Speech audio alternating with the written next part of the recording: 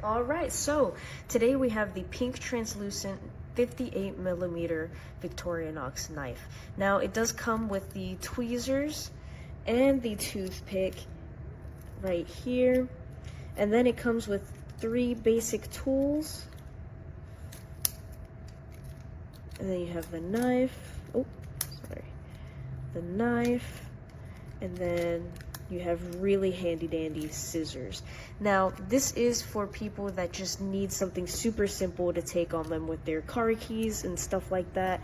You're not going to use this to survive, right? But just if you need something really quick, just in case you need to cut something, that's what this is made for. It was around $20 to $30. Do I think it's worth it? No. But it is so cute, it's so handy. My girlfriend takes it with her everywhere. And I mean, honestly, you can't go wrong with something like this. It's a great addition to your collection.